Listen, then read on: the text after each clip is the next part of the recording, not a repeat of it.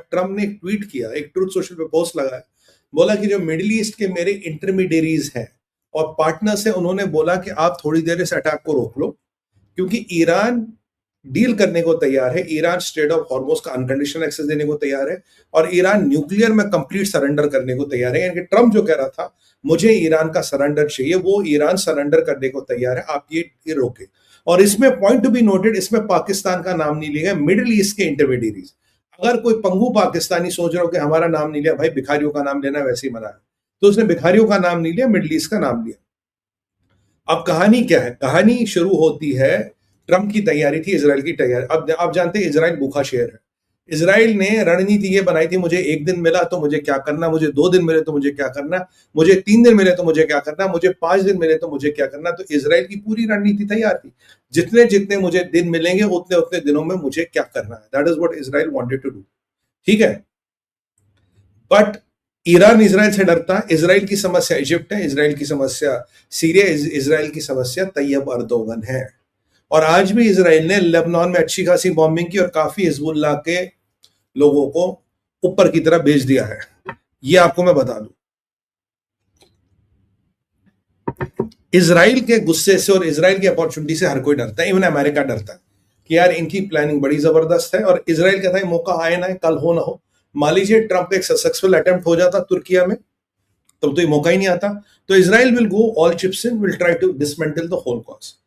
Israel was ready. Repercussions क्या होंगे उस पर कंटेम्पलेशन हो रही थी, और रिपरकशंस क्या ईरान ने धमकी दी उस पर भी मैं बात करूंगा। ये सब होता अचानक ट्रम्प ने डिसाइड कर दिया ये रोकना है। कहानी क्या है? कहानी बिल्कुल सिंपल है, मैं आपको बताऊं। कहानी जाती है 2-3 चीजों से। रास लफान बंद हो गया था। रास लफान फार्स गैस फील्ड पे, इधर ये इराक में, इधर कतर में, रास लफान को बंद कर दिया गया था।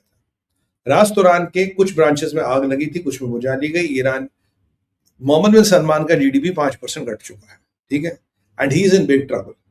मोहम्मद बिन सलमान खान कह रहे थे कि मैं हूतियों पे अटैक करूंगा। अब हूतियों पे अटैक करने के लिए उन्होंने अमेरिका से बात की। अमेरिका ने कहा साहब हम तो करने को तैयार है, पर आज जरा आप ये इब्राहिमिक अकॉर्ड पे साइन कर लो। इजराइल ने बोला कि हम भी आपको इंटेल देंगे, अब आप अटैक करो तो आपके साथ भी आ जाएंगे अटैक करने, हम आपके साथ आ जाएंगे लास्ट टाइम अटैक करने, तो बट आपको इब्राहिमिक अकॉर्ड साइन करना पड़ेगा। मोहम्मद बिन सलमान ने देखा पाकिस्तान तो गायब हो गया, गधे के सिर से सिंह, Pakistan nowhere to be seen. अब यार मामला करे तो करे क्या, यहां हूती एक्टिवेट है आपके, और यहां इराक में शिया मलेशिया एक्टिवेट है। और शिया मलेशिया को एक्टिवेट करने के लिए तैयब अर्दोगन ने एक चाल चली। तैयब अर्दोगन ने जो डील बोली थी इराक के प्रधानमंत्री को, अल ज़ायदी को, भाई तू कर ले नहीं तो मैं तेरे जहादियों के साथ कर लूंगा। अल ज़ायदी ने डील कर ली 7.5 लाख बैरल की और हथियार की। अब ये डील सक्रिय हो चुकी, ये डील गेम में आ चुकी है। जब ये डील हुई, जुलानी, सऊदी अरबिया ने, जॉर्डन ने, इजराइल ने, अमेरिका ने, और इवन ये कहा जाता है कि ईरान ने तक अल ज़ायदी को एक धमकी दी, बोला तेरी जमीन अगर किसी और के अटैक के लिए यूज होगी बेटा तेरी खैर नहीं, तेरे को भी लपेट लेंगे। But problem in Mohammed bin Salman is he can not handle Houthis on his own. उसे इजराइल और अमेरिका की जरूरत चाहिए, उसके लिए इब्राहिमिक अकॉर्ड चाहिए। यहां से आपके हूतीज हैं, यहां से आपका शिया मलेशिया है, यहां से तैयब अर्दोगन पीछे से तार खींच रहा है, और यहां से ईरान संरक्षण कर रहा है। तो जब अगर आप ये सारा घटनाक्रम देखेंगे तो मोहम्मद बिन सलमान के लिए कोई भी ड्रास्टिक स्टेप लेना, कोई भी बड़ा कदम लेना खतरे से खाली नहीं था। ये रियलाइज के boss is is not a cup of tea what I want to draw. और जो अराची ने फोन किया था और जो ईरान ने जो धमकी दी थी, अराची ने फोन करके बोला जितना तेरा इंफ्रास्ट्रक्चर है, all your infrastructure, oil infrastructure will be targeted. हम किसी को टारगेट करें ना करें, अगर ईरान का तेल बेचने का इंफ्रास्ट्रक्चर गया तो मोहम्मद बिन सलमान साहब आपका भी पूरा इंफ्रास्ट्रक्चर हम टारगेट करके खत्म करेंगे। तो with a shaking economy, with a dwindling economy, can Mohammed bin Salman take such a risk? नहीं। और वहां उसके नीचे तो उन्होंने ट्रम्प से आग्रह किया, बोला सर थोड़ा आप रोको, let's see what Iran can do. Iran ने इंडिकेट किया मैं कुछ डील वील करने को तैयार। अब ईरान से बात कौन करा? ईरान से बात करा कहने को जेडी, कहने को मार्को विटकॉक और जेराल्ड कुश्नर, पर जेडी का कोई स्टेटमेंट नहीं आ रहा। जेडी पिक्चर से गायब है। तो 99% चांस है जेडी का नाम बस फॉर्मेलिटी से के लिए जेडी बात ही नहीं कर रहा। तो खबर आई कि ईरान डील करने को तैयार है, डील के लिए आश्वासन दिया उसने। और ट्रम्प ने बोला ठीक है, अगर ये डील करने को तैयार है तो हम रुक जाते हैं, नहीं तो आज की बॉम्बिंग वर्ल्ड वॉर सेकंड के बाद सबसे भयंकर बॉम्बिंग आज होती और we will have push them back into storage. ये ट्रम्प ने कहा। बोला साहब ईरान बात करने को तैयार है और ईरान हर चीज मानने को तैयार है, न्यूक्लियर भी मानने को तैयार है, स्टेट ऑफ हॉर्मोज भी मानने को तैयार है, स्टेट ऑफ हॉर्मोज अनकंडीशनल खोलेगा। बोला ठीक है, ये भी करके देख लेते हैं, क्योंकि आपका Mohammed bin Salman the biggest ally was shaking, Qatar had shut its refinery, और कहीं ना कहीं ईरान का एस्केलेशन कहां जाएगा, क्या वो सऊदियों पे जाएगा, क्या वो जॉर्डन पे जाएगा, या क्या वो टोटल इजराइल पे जाएगा, टोटल सऊदियों के ऑयल इंफ्रास्ट्रक्चर पे जाएगा। This was the biggest risk which had to be contemplated. तो उन्होंने कहा ठीक है, let's stop for a while, और ईरान डील देगा। और हुआ क्या, जब ये बात हो ही रही थी, ट्रंप के 2 घंटे पोस्ट के बाद ईरान ने बोला हम स्ट्रेट ऑफ हॉर्मोज पे कोई बात नहीं करेंगे। ईरान ने बोला हम स्ट्रेट ऑफ हॉर्मोज पे कोई बात नहीं करेंगे। न्यूक्लियर को लेके अभी ईरान कुछ नहीं कह रहा, they are not talking about nuclear at. तो स्ट्रेट ऑफ हॉर्मोज पे ईरान पलट गया है। ईरान कह रहा हमने स्ट्रेट ऑफ हॉर्मोज पे बात ही नहीं की, हमारी सॉवरेंटी, हम कोई बात करने को तैयार नहीं है, हम बिल्कुल चीजों को तैयार है, हमें कोई फर्क नहीं पड़ता। ईरान ने उल्टा कह दिया कि अब हम कह रहे हैं ट्रंप से पूरे मिडिल ईस्ट को इवैक्यूएट कर लो आप। वो क्यों? बोला हम ऐसी बॉम्बिंग करेंगे, ऐसी बॉम्बिंग करेंगे, everything will be bought back to stone age. तो अगर आपको लोगों को बचाना है तो लोगों को इवैक्यूएट कर लो, पूरे गल्फ को खाली कर लो, हम इतने मिसाइलें दागने वाले हैं। अब इनके पास कुछ मिसाइलें तो हैं, अब कितनी दागेंगे नहीं दागेंगे that's a different issue, but हम पूरी मिसाइलें दागने वाले हैं, आप पूरे गल्फ को खाली कर लो। ये कहा है आपके ईरान ने। अब ये समस्या और हो गई यार, ये तो मतलब बड़ी दिक्कत समस्या है। ईरान पूरे मिडिल ईस्ट को इवैक्यूएट कर लो, और हम जो अटैक करेंगे वो क्रिटिकल इंफ्रास्ट्रक्चर पे करेंगे, आपके पार्टनर्स के, आपके अलाइज पे। तो यहां सऊदी की भी थोड़ी ठक हो गई यार, अल्टीमेटली होगा क्या? जब ये सारा प्रकरण चल रहा था, अमेरिका ने इजराइल से बात की कि व्हाट शुड वी डू।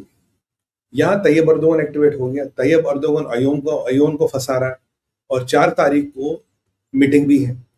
तो अगर कुछ ऑक्सीमोरॉनिक सिचुएशन हो जाती, अगर जोसेफ ने तुर्किया को कह दिया ठीक है आप सेना अपनी डिप्लॉय कर दो साउदर्न लेबनान में, इनके नॉर्दर्न इजराइल के बॉर्डर पे, the things would have gone really crazy.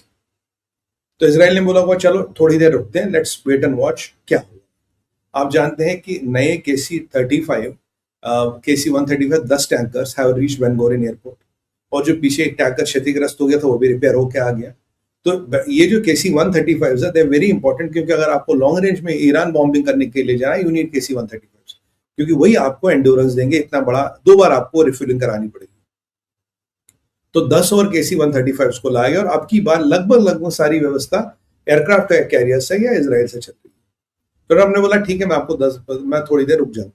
पर ट्रंप के रुकते ही ईरान ने बोला सर स्ट्रेट ऑफ हॉर्मोज पे कोई बात नहीं होगी, न्यूक्लियर को लेके ईरान अभी चुप है, न्यूक्लियर को लेके वो बात नहीं कर रहे। तो आप मान के चलिए ये जो डील है, जो ट्रंप रुका था, ये फिर रुक गई, क्योंकि बेसिकली ट्रंप नहीं रुका, मोहम्मद बिन सलमान के पैर काम के। उसने कहा I can not do it, I can not handle too many things at one point, give me some time. फिर उन्होंने कहा ठीक है, मेरे जो मिडिल ईस्टर्न इंटरमीडिएरीज है उनके कहने के लिए मैं ये डील फिलहाल बॉम्बिंग रोक रहा हूं। पर Americans are all locked and loaded, Israelis are all locked and loaded, and Iran is preparing for a big hit. कारण क्या है? ईरान से जो खबर आ रही, ईरान कह रहा है कि अब 1 साल से 2 साल तक की स्टॉकिंग कर रहे हैं। 1 साल से 2 साल की स्टॉकिंग कर रहे हैं एसेंशियल कमोडिटीज की। अब पता नहीं कहां से कर रहे हैं ब्लॉकेड में। अब चीनियों ने कबूतरों के पंखों पे लद के सामान भेजा, वो नहीं पता, कह रहे हैं हम स्टॉकिंग कर रहे हैं, और we are hoping this will be a long war. ये लंबी लड़ाई चलेगी और हम भी पूरी जान लगा। और अमेरिकन का तो खैर आप जानते ही, चीजें व्यवस्थाएं तैयार है, और यहां अमेरिका ये नहीं चाहता कि किसी भी तरह से तेल की कीमतें बढ़े, so that I may gate hit in the mid term. ये ट्रंप का पहला क्राइटेरिया है। तो अब ये जब सारी चीजें हो रही है कि भाई ईरानी स्टोरेज कर रहे हैं, ईरान ने भी अपनी व्यवस्थाएं पूरी करी, ईरान धमकियों पे धमकी दे रहा, हम ये कर देंगे, हम वो कर देंगे, हम वो कर देंगे, will get middle east back to the stone ages, ये सब चल रहा है। This all is happening। इतने में एक और चीज इंपॉर्टेंट होती है। अब चलते हैं हमारे दूसरे अध्याय पे, इवैक्यूएशन ऑफ इजराइल। इजराइल की एम्बेसी एक व्हाट यू कॉल एडवाइजरी जारी करती है और अमेरिकन को बोलती है it will be good if you leave the region. This region includes Israel also. अब इजराइल क्यों? देखिए, जब अटैक होता है, अटैक आपका कई सारी जगहों पे हो सकता है मैं 150-200 मिसाइल टोटल इसराइल पर फोकस करूं। उस अटैक में इसराइल का नुकसान होगा, उस अटैक में इसराइल का नुकसान होगा और उसमें कुछ कैजुअलिटीज भी जरूर होंगी। तो अब इन्होंने कहा भाई तुम यहां से निकल जाओ। उसके अलावा कुर्द फोर्स है, उसके अलावा इनके मैक्सिकन ड्रग कार्टेल से संबंध है, दुनिया भर के जहादी और मलेशिया से संबंध है। तो lone wolf attacks, mall attacks, car bombs, ये जितने भी लो इंटेंसिटी अटैक्स होते हैं, मुंबई टाइप अटैक, ये सारे अटैक्स करने की संभावना जिसमें मैक्सिमम अमेरिकन को टारगेट किया जाएगा। अब जैसे American installations will be targeted, for example note embassy, embassy में तो बहुत सुरक्षा होती है।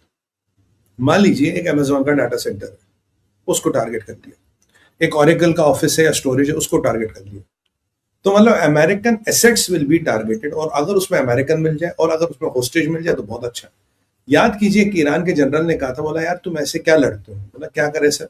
बोला आप जाओ एक अमेरिकन बेस पे जाओ, 100 अमेरिकन को पकड़ के लाओ, तहरीर स्क्वायर पे हम बंदूक रख के बात करेंगे अमेरिका से और टीवी पे दिखाएंगे अमेरिकन से उनके हम बंदूक, let's talk to America like that. तो यहाँ प्रॉब्लम ये कि होस्टेज वाला सिचुएशन भी हो सकता है, somebody might come and take hostages, तो वहां आपकी जो परिस्थिति है और दयनीय और नाजुक हो जाती है। इसीलिए बेहतर ये कि मैक्सिमम अमेरिकन इवैक्यूएट करें या ऑलमोस्ट सारे इवैक्यूएट करें। यानी कि अमेरिका भी एस्केलेशन पूरे मिडिल ईस्ट में देख रहा है, इजराइल भी इवैक्यूएशन पूरे मिडिल ईस्ट में देख रहा है, और obviously they don't want Americans to die on Israeli soil, but some Israelis unfortunately will face the ultimate truth, but I hope the number is minimalistic, क्योंकि ये अब आखिरी लड़ाई लड़ रहे हैं। देखिए मुश्तबा को किसी ने कहा था तू इस जंग को जंग करबला घोषित कर दे, सारे शिया आएंगे और हम जंग लड़ेंगे, पर मुश्तबा ने जंग करबला घोषित नहीं किया। सर हो सकता अब कर ले भाई, मुश्तबा इमाम भी हो सकता अब कर ले। तो यहाँ पे इवैक्यूएशन का मतलब है आप यहाँ से जाएं, we don't want casualties, it's as simple as that. तो ये आपका दूसरा पार्ट रहा। अब आते हैं मुश्तबा। सब मुश्तबा ने एक एडवाइजरी जारी की है, बोला कि ईरान ये जो यंग जंग लड़ेगा, ये जंग मिडिल ईस्ट तक सीमित नहीं रहेगी, ये जंग पर्शियन गल्फ तक सीमित नहीं रहेगी, it will be a world wide war.